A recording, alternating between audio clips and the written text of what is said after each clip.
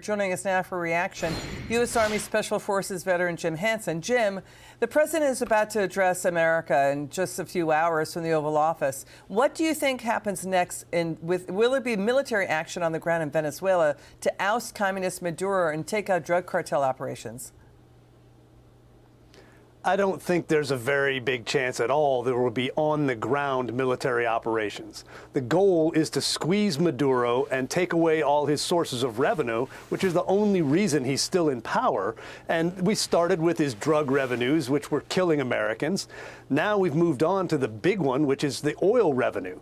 And I think stopping that is going to be enough that one or more of his generals are going to decide that Maduro is more trouble than he's worth and truss him up and deliver him to us, drop him on a dock, or maybe go old school Pinochet style and give him a helicopter ride.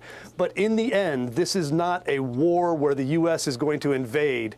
This is a pressure operation that stops Maduro's revenue and turns his people against him. Okay, let's turn to the president's address tonight. The Hill Decision Desk polling shows President Trump's job approval rating has rebounded to 44.8%. It's up 3.5 points in a month. Democrats are trying to attack Trump for taking action on Venezuela. The Democrat Party approval rating has plummeted to just 18% in a new poll. So the president's wins, his accomplishments, they are many. This was an historic first year. He shut the border. Venezuela is accused of, along with Iran inside Venezuela, Russia inside of Cuba, of trying to destabilize America, sending in criminal gangs and cartels. There is that. There is also his big wins in settling foreign conflicts, 8 of them he is citing. What do you think of the president's first year in office when it comes to foreign policy? I think amidst all the noise and smears and hit jobs that the media has been doing to try and, point that this is unsuccessful, the American people are going to judge it by, are there jobs coming back to America? Is the economy turning around? Are the illegal aliens who are clogging their schools and committing crimes in their neighborhoods being deported? Are the things President Trump promised them when they voted for him happening? And demonstrably they are.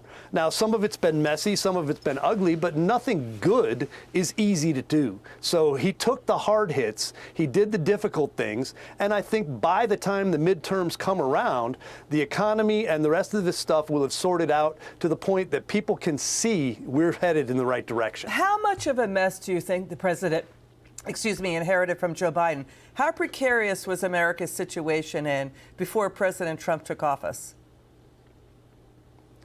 It was horrifyingly bad. We had millions of unvetted illegal migrants coming into the country who the Democrats thought might be advantageous to them, but normal people saw as competition for jobs, competition for housing. Every single way that was going to degrade the normal voting citizens of America's lives, it was, and they saw that. Inflation was out of control. Spending was out of control. The government size was out of control. President Trump took difficult steps to change all of those things. And yes, it's messy, but in the end, it's the right thing to do. And we all benefit from it. So I think he'll come out on top in this. Veteran Jim Hanson, thanks for joining us tonight. And thank you for your service to America. It's good to see you again.